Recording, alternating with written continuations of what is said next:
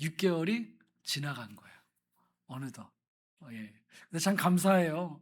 6개월의 시간 동안에 하나님께서 함께 하셨던 것을 생각하면서 우리가 이 시간에 우리 하나님께 감사의 박수를 드렸으면 좋겠습니다.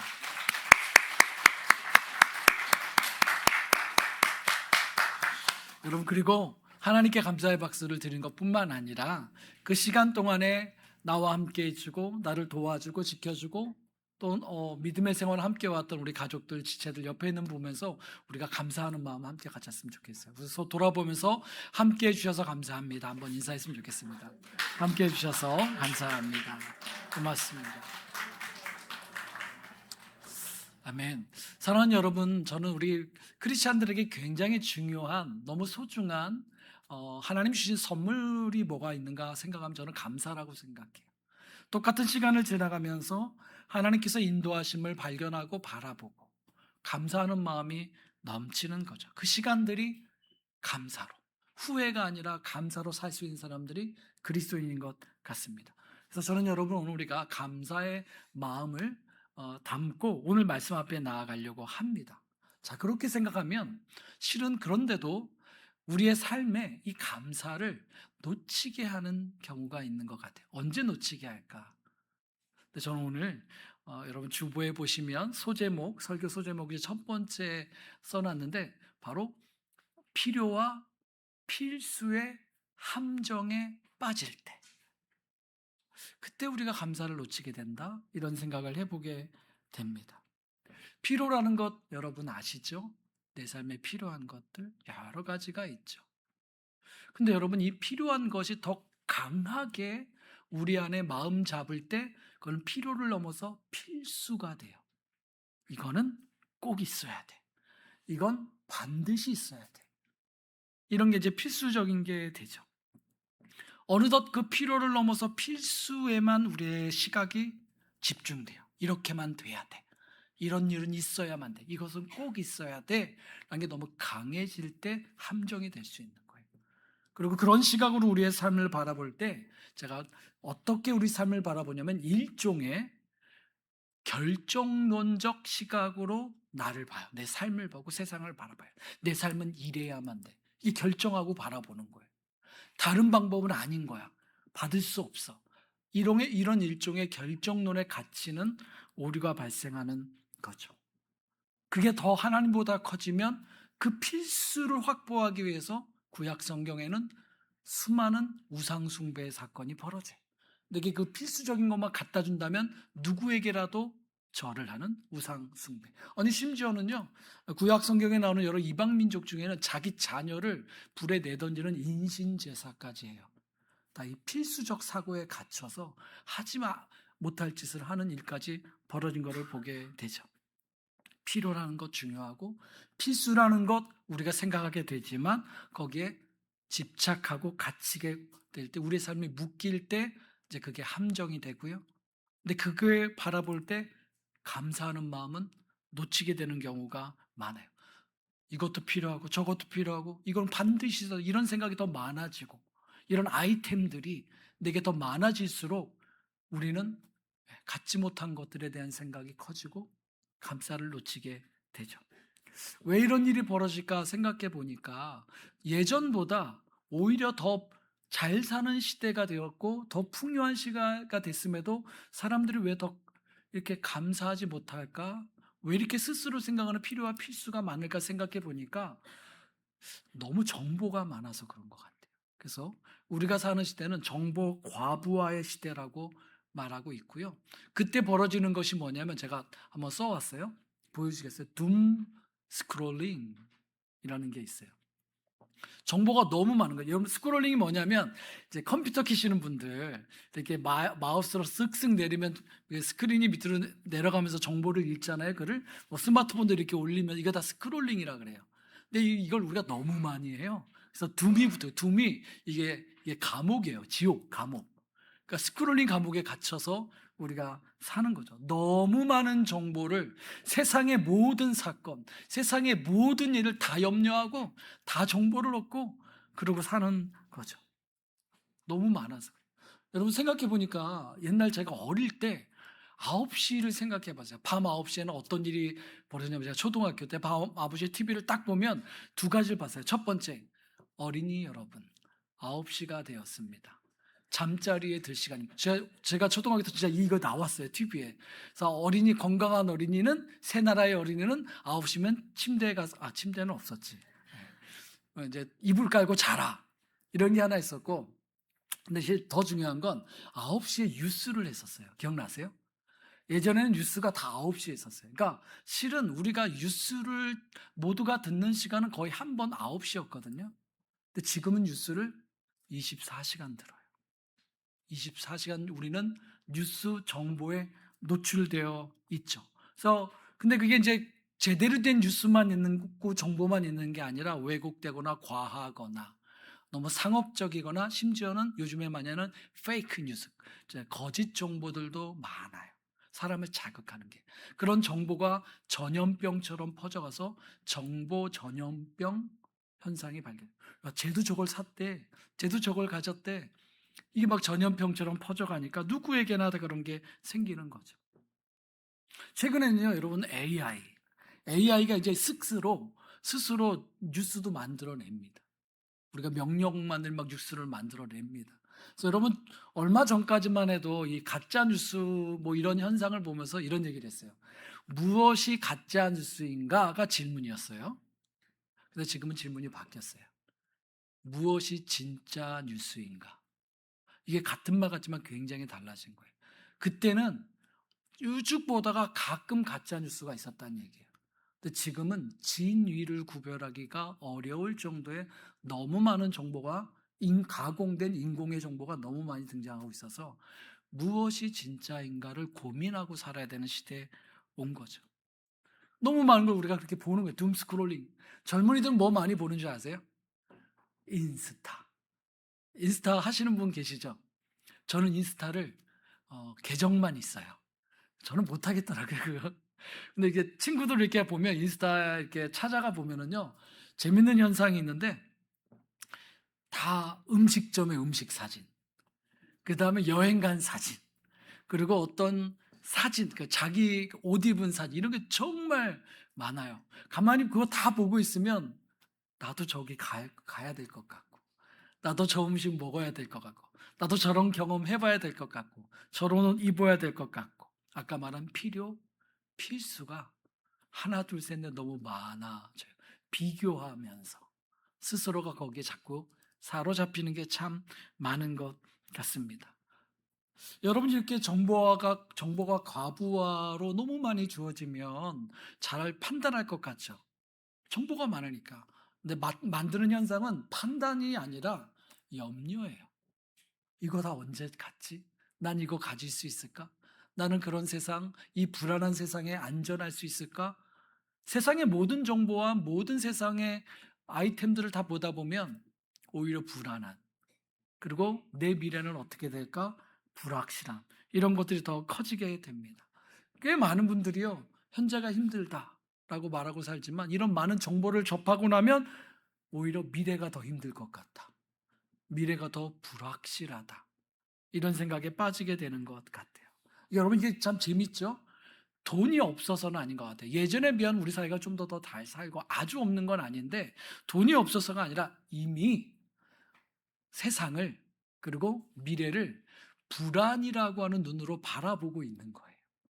이미 불안이라는 눈으로 계속 들여다보고 있으니까 감사의 여유가 없어요.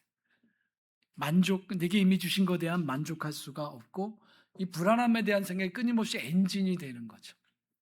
생각하고 고민하고 염려하고 열정과 또 다른 염려로 삶을 바라보는 게 참 많은 것 같아요. 여러분 이런 현상을 보면 저는 이제 두 가지 문제가 보여지는 것 같아요. 그리고 이 두 가지 문제는 동전의 양면처럼 보입니다. 첫 번째는 무엇인가?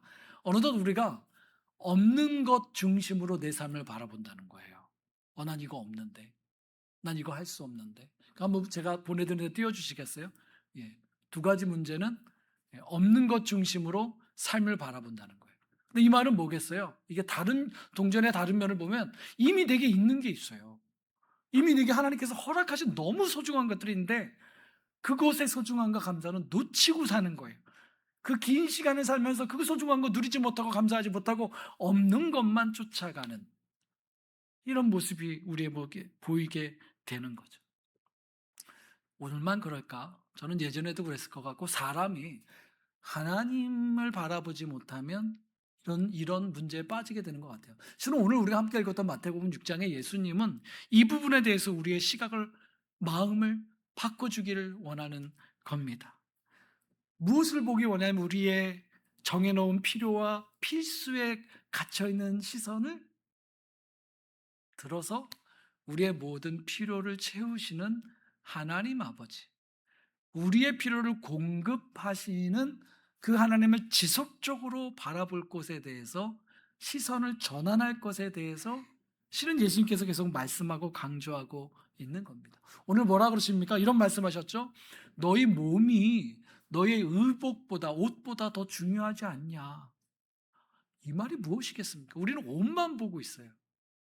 근데 여러분, 주님 말씀, 그런데 얘야, 네 몸이 없으면 그 옷이 무슨 소용이 있니? 네 몸이 없으면 네가 먹는 음식이 먹을 수도 없지 않니?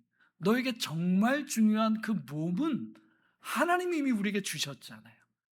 우리에게 주신 이 몸과 살아갈 수 있는 삶을 주신 것의 소중함과 감사, 그걸 이제 놓치게 되는 거죠.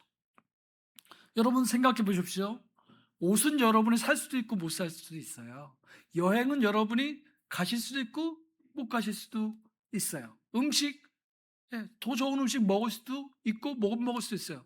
여러분 몸은 여러분 만들 수 있습니까? 여러분 만들 수 없어요. 생명은 여러분 만듭니까? 여러분 만들 수 없어요. 이거는 선물이에요. 이거는 하나님 가장 이 중요한 것은 하나님이 거저 선물로 주신 겁니다. 제가 이제 용인에 이렇게 내려올 때, 서울에서 사역하다가 용인에 올 때는요, 언제 오냐면 저는 주로 밤에 오거든요. 낮은 좀 시간이 2배나 걸리니까, 또 사역 끝나고 나면은 저녁 시간 되면 그때 오면 너무 시간이 길어서 조금 더 있다 이제 밤 늦게 와요. 한 12시, 11시나 12시 출발하면 1시간 만에 여기 내려와요. 이제 오면 이제 사역하다가 밤에 왔으니까 피곤하잖아요. 근데 이제 바로 못 자죠. 며칠 비었던 숙소니까 또 청소하고 자면 좀 더 늦어져요. 그럼 피곤하거든요. 피곤해서 이렇게 딱 잠들면, 서울 같으면 그 시간에 잠들면 제가 더 늦게 일어나는데, 용인에만 오면 일찍 깹니다. 막 새벽에 5시도 깨고요, 4시 반에도 깨고 6시도 깹니다. 왜 그런지 아세요? 공기가 좋아서요. 물론 어떤 분은 그러더라고요. 나이가 들어서 그렇다고. 뭐 제가 뭐 이렇게 부인할 수는 없을 것 같긴 해요. 근데 같은 제 몸이 서울에서는 그게 아니더라는 거예요. 용인에서는 일찍 깨는데, 제가 생각해보면 저는 확실히 맑은 공기가 피로를 빨리 푸는 걸 느껴요. 아직은 젊은 거겠죠? 근데 여러분, 이 맑은 공기는 제가 어디서 만들 수 없어요.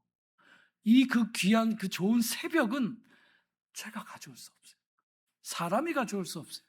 하나님이 이 멋진 그 맑은 공기의 새벽을 아침마다 우리에게 가져오신 하나님이세요. 모두에게 선물처럼 주시는 하나님. 저는 새벽이 너무 좋거든요. 그 조용한 맑은 공기에 가만히 있는 시간이 저는 정말 좋아요. 근데 그 새벽을 날마다 주시는 하나님 생각하니까, 야, 하나님은 정말 중요한 거는 선물로 다 주셨구나, 이런 생각을 하게 됩니다. 그러면서 묵상하다가 누가 생각났냐면 아담이 생각났어요. 아담, 하나님께서 그 흙으로 아담을 만드시고, 그러고 나서 그 코에 생기를 불어넣으셨을 때 생명이 되지, 살아있는 존재가 된지라. 그 첫 장면, 아담이 눈을 딱 떴을 때 생각을 해보면 어땠을 것 같으세요? 전 너무 놀랐을 것 같아요. 아담이 눈을 딱 떴는데 너무 아름다운 세상을 이미 만들어서 그 아담 앞에 가져오신 하나님, 그 에덴 동산에 두셨을 때 아담이 너 얼마나 좋았을까. 아름다운 동산, 하늘, 바람, 풍족한 열매, 이미 모든 게 선물로 주어진 거예요. 근데 조금 있다가 더 놀라운 일이 생겼죠. 하나님이 조금 더 아담을 잠들게 하시더니만 눈을 떴는데 누가 와 있어요? 하와가 와 있어요. 관계의 선물. 또 다른 누군가 사랑할 사람을 내 삶에 선물로 주신 거예요. 그거 하와를 아담이 만듭니까? 못 만들죠. 사랑하는 사람도 하나님이 선물로 우리에게 주신 거죠. 이게 얼마나 감사한지 아담이 뭐라 그랬습니까? 내 뼈 중에 뼈요, 내 살 중에 살. 기가 막힌 감탄, 감사, 만족, 찬양. 여러분 여기에 뭐가 있습니까? 하나님이 선물로 주셨다라는 이 생각이 그를 지배하고 있는 거예요. 여러분 이걸 우리 이런 신앙을 우리가 또는 이런 신앙의 고백을 보통 선물의 신앙이라고 얘기합니다. Theology of gift. 이것은 기독교 신앙의 굉장히 중요한 축입니다. 우리는 세상을 필요와 필수에 집착한 염려로 보는 사람들이 아니라 하나님의 가장 중요한 것은 이미 선물로 주셨구나라는 이 생각을 갖고 살아가는 사람들, 이런 신학을 갖고 있는 사람들, theology of gift.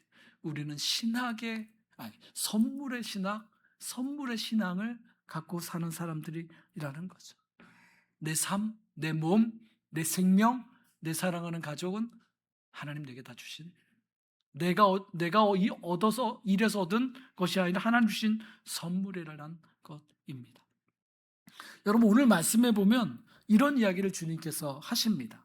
우리 본문에 6장 28절에서 29절 한번 같이 볼까요? 28절 29절 말씀입니다. 이렇게 말하죠. 예수님께서 어찌하여 너희는 옷 걱정을 하느냐? 들의 백합화가 어떻게 자라는가 살펴보아라. 수고도 않고 기쌈도 하지 않는다. 그러나 내가 너희에게 말한다. 온갖 영화로 차려입은 솔로몬도 이 꽃 하나같이 잘 입지는 못하였다. 솔로몬 실은 그 외적인 양태로 보면 아버지 다윗 왕 때보다 실은 더 외교적으로 강성하고 나라가 풍성해서 솔로몬 때의 길거리에 은과 금이 굴러다녔다. 성경이 이렇게 표현할 정도로 풍성했던 시대. 그러니까 그런 왕의 옷이 어떻겠어요? 최고의 디자이너가 최고의 재질을 가지고 가장 멋진 옷을 입혔겠죠. 사람이 만들어서 입혀놨는데 예수님 뭐라 하냐면 들의 백합화를 봐라. 그 꽃이 사람이 만든 그 아름다운 옷보다 더 아름답다. 그건 다 선물로 주어진 거예요. 우리가 그런 존재라는 거예요. 옷보다 너희가 더 중요하지 않냐. 그 말은 우리를 하나님께서 그렇게 아름다운 존재로 이미 만들어 놓으신 거예요. 우린 자꾸 그 사람이 입고 있는 옷을 보고 제가 못생겼다, 잘생겼다, 제가 가지고 있는 집과 조건 보고 괜찮다 이러는데 하나님은 우리를 들의 백합화보다 더 아름다운 존재로 이미 만들어 놓으셨고 선물로 주셨다라는 겁니다. 옆에 있는 사람 이제 봐야죠. 한번 얘기할까요? 당신은 백합화보다 더 아름다운 사람입니다. 한번 얘기합시다. 아멘. 여러분의 그 아름다움을, 하나님 주신 그 생명의 소중함을 선물로 주셨음을 바라볼 수 있는 감사와 믿음의 눈을 가지신 여러분들 되시길 바랍니다. 선물의 신앙, 선물의 신학, 선물하시는 하나님.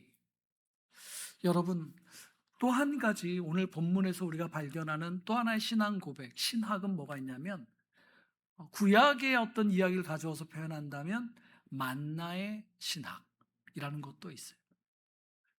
여러분 한번 그 26절 말씀 한번 봤으면 좋겠습니다. 26절 한번 띄워주시기 바랍니다. 제가 읽을게요. 공중의 새를 봐라. 씨를 뿌리지도 않고 거두지도 않고 곡간에 모아들이지도 않지만 너희 하늘 아버지께서 그것을 먹이신다. 너희는 새보다 귀하지 않니? 여러분 이게 한박산 뒤에 산을 이렇게 보다가 새가 날아가면 아이고 저 불쌍한 새 뭐 먹고 사나, 여러분 그러시나요? 근데 우리는 우리에게 자꾸 그래요. 하나님 아버지가 계시는데 하나님은 이 새도 먹이신다고 하시는데 너희일까 보냐. 근데 우리는 자꾸 그런 눈으로 우리를 바라보는 거죠. 하나님은 우리를 날마다 공급하시고 먹이시는 하나님이라고 분명히 약속하고 행하시는 분이세요. 여러분 이거 하나 가르치는 거, 날마다 먹이시는 하나님을 가르치려고 하나님 이스라엘 백성과 광야 40년 지내셨어요. 거기서 뭘 먹이셨어요? 만나를 먹이셨어요. 만나를 매일 새벽같이 내리시는 거예요. 광야가 어떤 곳인지 아세요? 저는 가봤어요. 2번 가봤어요. 정말 아무것도 없어요. 거기서는요, 여러분이 뭐 재능이 있고 능력이 있고 기술이 있어도 거기는 일할 수가 없어요. 일할 조건이 안 돼요. 땅을 경작해서 심어도 아무 열매도 나지 않는 땅이에요. 일도 할 수 없고 열매도 맺을 수 없는 그 땅에 데려다 놓으시고 하나님 어떻게 하셨냐면 아무것도 없는 그 땅에서 새벽이면 들판에 나가면 만나가 내려 있는 거예요. 내가 수고하지 않는데 하나님 먹이시는 거죠. 놀랍죠? 날마다 공급하시는 하나님을 경험하게 하는 거예요. 근데 참 우리 인간의 마음이 참 이 좁아서 그래도 내일이 염려되는 거예요. 이게 내일 안 내리면 어떨까? 하나님 분명히 매일 주신다고 하셨는데도 내일이 염려되니까 어떤 사람은 나가서 내일치 또는 3일치 만나를 가져오는 거예요. 쟁여놓죠. 근데 만나가 굉장히 독특한 거라 하루가 지나면 다 썩어버립니다. 못 먹습니다. 그러고 나서 아침에 일어나면 새벽에 들판에 또 내려 있어요. 그럼 또 나가야 되는 거예요. 하나님은 그로 하여금 하나님의 들판으로 매일같이 새벽이면 나오게 하셔서 거둬가게 하시고 먹게 하신 것을 40년을 하루도 빠짐없이 하시면서 뭘 알려주신 거예요? 내가 너희의 날마다의 양식을 공급하는 하나님이란다. 나는 너희에게 그렇게 할 거란다. 이거를 가르치신 겁니다.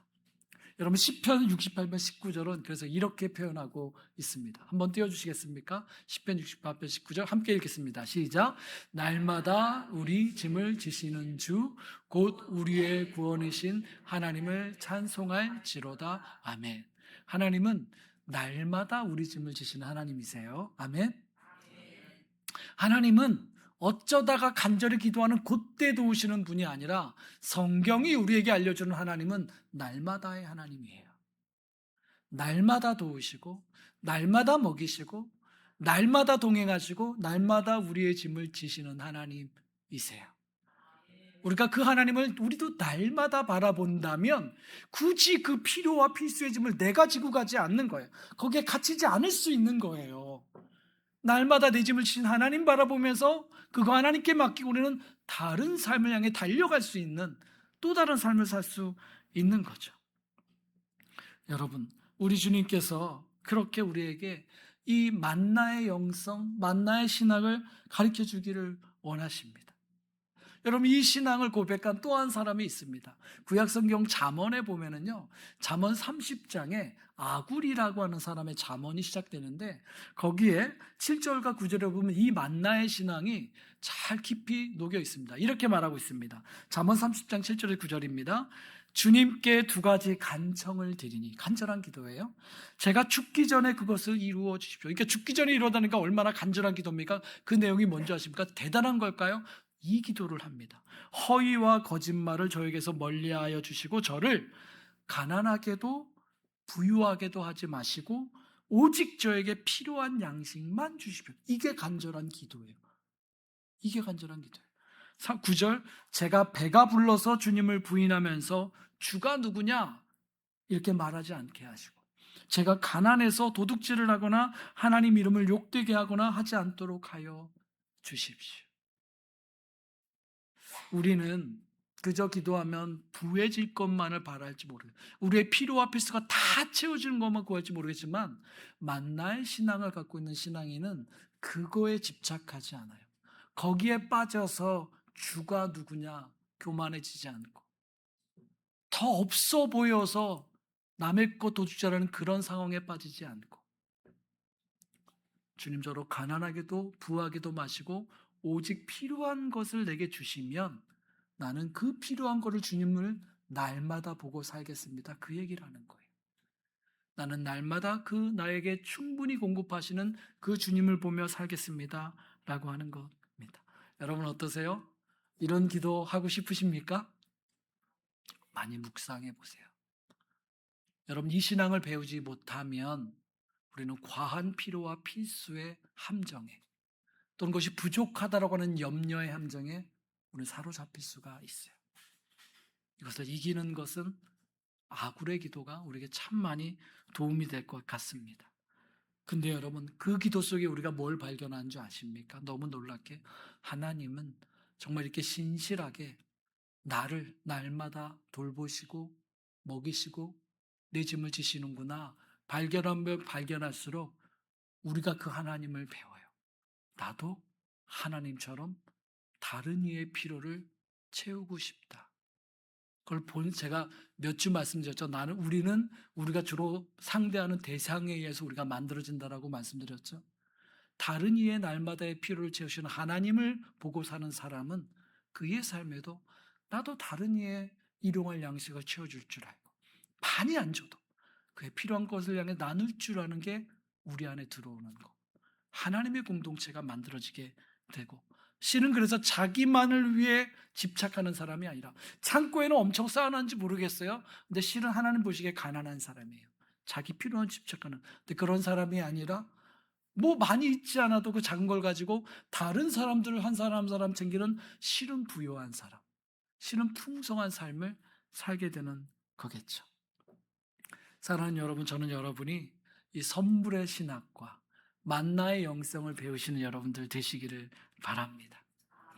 근데 여러분, 여기서 한 가지 우리가 이렇게 정리할 게 하나 있습니다. 하나님이 우리의 모든 필요와 필수를 아시고 공급하신다라는 말은, 그러면 우리의 삶은 아무런 결여되는 것이 없이 완전하고 완벽하다는 말일까요?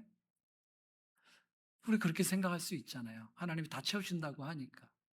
여러분, 여기서 우리가 한 번 더 구분할 필요는 있습니다. 우리에게 아무런 부족함이 없거나 아무런 결여가 없는 삶이라기보다는 그런 완벽을 생각하면 우리는 또다시 그 완벽주의의 결정론에 빠질 수가 있습니다. 하나님은 오히려 여러분, 내가 필수라고 생각하는 것을 빼내실 때가 있어요.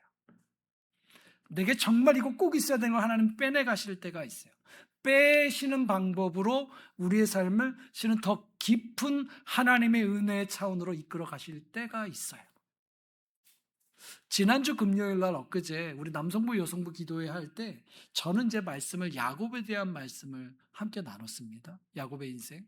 근데 여러분, 제가 한 측면을 말씀드렸는데 또 다른 측면이 있어요.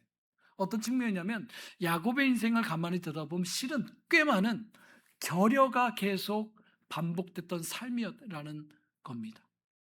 그리고 그 결여된 그 지점, 그 필수로 있어야 된 것의 결여 지점에서 하나님이 계속 그를 만나시고 그 결여된 것을 채우는 것 이상으로 그 삶을 이끌어간 걸 볼 수 있어요. 딱 그것만 채워주고 우리는 말 거예요. 더 안 갈 거예요.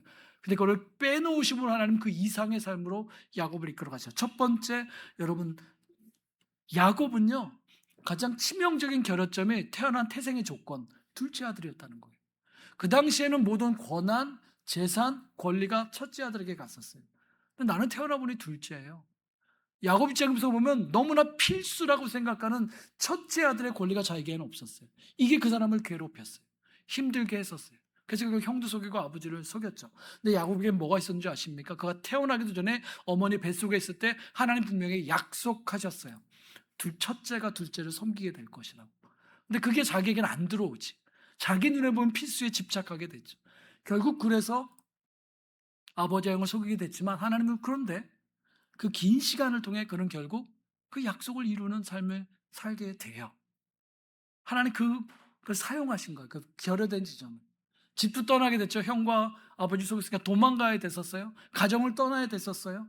근데 그는 어떻게 됩니까? 그 결여된 집과 가정을 떠나는 그 시간을 통해서 정말 소중한 믿음의 가정의 소중함을 시간이 갈수록 배우게 되고 믿음의 가문을 그는 세우게 돼요. 이것도 참 놀랍죠. 그래, 결여된 그 점에서 만드는 것을 볼 수가 있죠. 또 한 가지, 안전의 문제가 심각하게 발생했던 적이 있어요. 너무 필수잖아요. 이제 나중에 자기 고향으로 돌아가려고 하는데 원수같이 여기는 형이 부하 400명 데리고 자기를 맞으러 오는데 분명히 자기랑 전쟁하러 오는 거였거든요. 너무 두려우니까 야복 강가에서 건너가지 못하고 밤새도록 하나님 나를 축복해달라고, 지켜달라고 그 하나님 천사 다리 붙잡고 기도하잖아요. 이거 못 놓잖아요. 하나님 그거 가르치신 거예요. 사람이 아니라 하나님이 지키시고 결국 하나님을 붙들어야 된다는 것을 그 불안전한 상황 속에서 그로 하여금 진짜 안전이 누구인지를 하나님 가르치신 겁니다. 그리고 아내. 여러분, 야곱에게는요, 가장 사랑하는 아내가 라헬이었어요. 그러니까 라헬이 필수예요, 필수. 하나님 그 라헬을 먼저 데려가세요. 더 먼저 데려가시고요. 그것도 길에서 먼저 죽게 하셨어요. 되게 슬프죠. 그거를 빼놓으셨는데 여러분, 근데 누구를 남겨놓으신지 아세요? 그가 덜 사랑했던 레아를 남겨놓으셨어요. 근데 그 레아가 라헬이 이르지 못했던 신앙의 어머니의 자리까지 갑니다. 레아가 네 번째 아들을 낳았을 때에 비로소 아들 이름이 믿음의 이름으로 짓게 돼요. 앞에 세 아들은 다 내 남편이 날 덜 사랑해서, 내 남편이 이제 좀 더 날 사랑해 주자, 그런 마음으로 이름을 졌다가 네 번째 아들 낳았을 때는 비로소 내가 이제는 하나님을 찬양하겠습니다라고 하는 그 시선이 자기의 필수를 넘어서서 하나님을 바라보게 되고, 네 번째 아들의 이름이 찬송이라는 뜻을 가진 유다가 됩니다. 그리고 그 유다 가문에서 아기 예수님이 태어나게 되죠. 하나님 그의 야곱과 레아의 가장 필수하게 여긴 것들을 빼내 가심으로 오히려 그들을 하나님의 더 넓은 지평으로 이끌어 가신 걸 보게 되죠. 마지막 하나가 더 뭐 있을까요? 그가 정말 사랑했던 라헬이, 그 사랑했던 라헬이 낳았던 아들 요셉마저 하나님 빼가세요. 형들에 의해서 팔려가게 하시고 아버지 야곱에게는 죽은 소식으로 들려졌죠. 죽은 거예요. 얼마나 비참했겠어요. 얼마나 힘들었겠어요. 근데 그 모진 시간 통에 야곱은 하나님의 믿음의 족장으로 끝내 다듬어져 갑니다. 근데 빼낸 줄만 알았던 그 요셉을 다시 만났을 때는 당대의 제국 이집트의 총리가 돼서 만나고요. 그 아들이 두 아들 손주죠 데리고 아버지 맞으러 나와요. 근데 그 필수로 감격하는 야곱이 아니라 그 너머에 이제 하나님의 사람, 믿음의 족장이 되는 야곱을 보게 되죠. 사랑하는 여러분, 하나님은 우리를 공급하시는데 내가 생각하는 대로 날마다 먹이시지만 내가 생각하는 모든 필요와 필수에 다 채워서가 아니라 하나님은 거기에 만족하지 않고 하나님의 더 깊은 은혜의 지평으로 이끌어 가시기 위해서 때로는 우리의 필수 아이템을 빼내가기도 하십니다. 그런데 하나님은 계획이 있으세요. 하나님은 당신의 인도하심을 실패하지 않으십니다. 하나님은 반드시 이끌어 가십니다. 그 하나님 우리가 바라봐야 되지 않겠습니까? 여러분, 우리의 미래가 누구의 손에 있겠습니까? 오늘을 공급하시고 우리의 미래에 나아갈 하나님의 나라의 지평으로 이끌어 가시기는 그 하나님의 손길에 있음을 우리가 믿음으로 바라보기를 바랍니다. 오늘 33절에 이 결론처럼 예수님께서는 말씀하십니다. 33절 말씀 한번 같이 읽어볼까요? 같이 읽겠습니다. 시작. 너희는 먼저 하나님의 나라와 하나님의 의를 구하여라. 그리하면 이 모든 것을 너희에게 더하여 주실 것이다. 아멘. 여러분, 이 본문을 한글로 읽으면 우리가 오해할 수 있어요. 이게 무슨 꼭 조건이 있고 조건을 충족하면 거기에 상응하는 보상을 해주는 일종의 조건적 보상 체계의 문장으로 읽을 수 있어요. 그렇게 보이지 않아요? 너희가 하나님 나라와 의를 구하면 이 모든 것을 너에게 채울 것이다, 이렇게 생각하는데 지금 여러분, 그게 아니라는 걸 제가 지금 계속 설명드린 겁니다. 하나님 우리에게 가장 필요한, 가장 소중한 걸 이미 주셨어요. 삶을 주시고 관계도 주시고 생명도 시간을 다 주셨어요. 그리고 하나님은 우리의 날마다의 필요를 공급해가면서 이끌어 가십니다. 거기 끝나는 것이 아니라 우리가 생각하는 수준의 필요에 머무르지 않고 그 이상 하나님의 지평으로 인도해 가시려고 합니다. 그러니 그 하나님의 나라를 바라보고 그거를 묻고 그거를 먼저 찾고 나오라는 겁니다. 초대하시는 겁니다. 나머지는 내가 채울 거야. 나머지는 내가 채울 거야. 네가 생각하는 필요와 필요에 멈추지 마라. 그건 내가 채울 거야. 그리고 필요한 것들 우선순위도 내가 조정해 줄 거야. 사랑하는 여러분, 마태복음 6장은 이 말씀으로 마무리합니다. 실은 예수님께서는 마태복음 6장 내내 우리에게 하시고 싶은 말이 이거였어요. 몇 주 전부터 나눴던 것처럼 자선을 행하든 기도를 하든 금식을 하든 이거 다 할 수 있는 이유는 하나님 아버지께서 우리의 필요를 채우신다는 전제 조건에서 말씀하신 거예요. 우리의 필요를 하시는 아버지께서 채우기 때문에 우리는 우리의 지갑을 열어서 나눌 수 있는 거예요. 우리의 필요를 하시는 아버지를 바라보기 때문에 우리 그 하나님께 기도할 수 있는 거예요. 나와 너의 필요를 채우신 하나님을 아시니까 때로는 간절함을 금식하면서 기도하는 겁니다. 주님은 계속해서 그 하나님 아버지를 바라보라, 우리의 바라볼 대상이 누구인가를 계속 말씀하신 겁니다. 여러분의 미래에 여러분은 누구를 바라보십니까?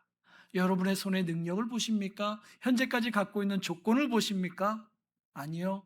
여러분의 손에 담아내고 싶으시는 하나님의 계획을 보시길 바랍니다. 그 손에 채우기를 원하는 하나님의 뜻을 보시기를 바랍니다.